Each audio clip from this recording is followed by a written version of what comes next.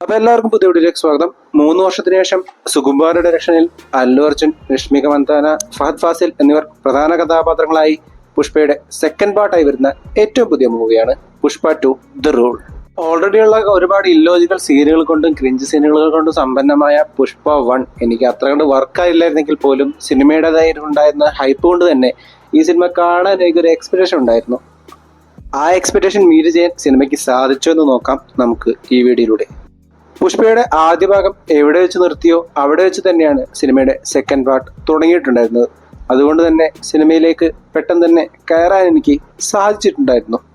സിനിമയുടെ ആദ്യത്തെ കുറച്ച് സീനുകൾ കണ്ടപ്പോൾ തന്നെ സിനിമയുടെ ടോൺ എന്താണെന്ന് എനിക്ക് ഏകദേശം മനസ്സിലായിട്ടുണ്ടായിരുന്നു. അതിനനുസരിച്ചായിരുന്നു ഞാൻ എൻ്റെ മൈൻഡ് സെറ്റ് ചെയ്തിട്ടുണ്ടായിരുന്നത്. ആ മൈൻഡ് സെറ്റിനെ കറക്റ്റായിട്ട് മീറ്റ് ചെയ്യാനും സിനിമയ്ക്ക് സാധിച്ചിട്ടുണ്ടായിരുന്നു. ആദ്യ ഭാഗത്തിലെ ക്യാരക്ടറുകൾ തന്നെ ഈ സിനിമയിലും കണ്ടിന്യൂ ചെയ്യുന്നു എന്നതുകൊണ്ട് തന്നെ അധികം ക്യാരക്ടർ ഇൻട്രൊഡക്ഷൻ ഒന്നും ഈ സിനിമയിൽ ഉണ്ടായിട്ടുണ്ടായിരുന്നില്ല.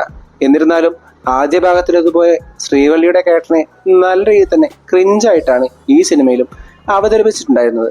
അതുകൊണ്ട് തന്നെ ആ സീനുകളെല്ലാം ഒരു സ്പൂഫ് രീതിയിലാണ് ഞാൻ കാണാൻ ശ്രമിച്ചിട്ടുണ്ടായിരുന്നത്. അതുകൊണ്ട് തന്നെ എനിക്ക് നല്ല രീതിയിൽ തന്നെ എന്റർടൈൻമെന്റ് ആയി തോന്നിയിട്ടുണ്ടായിരുന്നു. ഫസ്റ്റ് ഹാഫ് കഴിഞ്ഞ് സെക്കൻഡ് ഹാഫിലേക്ക് എത്തിയപ്പോൾ സിനിമ കുറച്ചുകൂടി ഒരു ഇമോഷണൽ ട്രാക്കിലേക്ക് മാറുകയും അതിനെ നല്ല രീതിയിൽ തന്നെ ഒരു പരിധി വരെ അത് വർക്കൗട്ട് ചെയ്യിപ്പിക്കാനും സിനിമയ്ക്ക് സാധിച്ചിട്ടുണ്ടായിരുന്നു. അതുപോലെ തന്നെ ആക്ഷൻ സീനുകളിലെല്ലാം ഒരു ഗ്രാൻഡിയർ അറ്റ്മോസ്ഫിയറും എനിക്ക് കിട്ടിയിട്ടുണ്ടായിരുന്നു.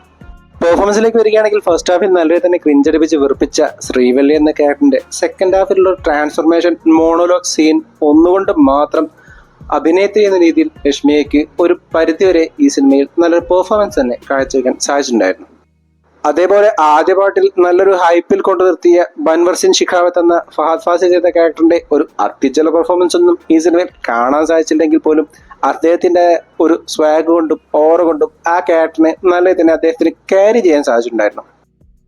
അവസാനമായി തൻ്റെതായ ഒരു സാമ്രാജ്യം തന്നെ കയ്യിലുള്ള പുഷ്പരാജ് എന്ന സിൻഡിക്കേറ്റായ ഒരേ സമയം തൻ്റെ കുടുംബത്തിന് വേണ്ടി എന്തു ചെയ്യാൻ തയ്യാറായ എന്നാൽ തൻ്റെതായ വിഷമങ്ങളിൽ കരയുന്ന എല്ലാത്തരം ഇമോഷൻസിനെയും നല്ല തന്നെ ക്യാരി ചെയ്യുന്ന ഈ ക്യാരക്ടറിനെ അല്ലു നല്ല മികച്ച രീതിയിൽ തന്നെ സിനിമയിൽ പെർഫോം ചെയ്തതായി എനിക്ക് മനസ്സിലായിട്ടുണ്ടായിരുന്നു.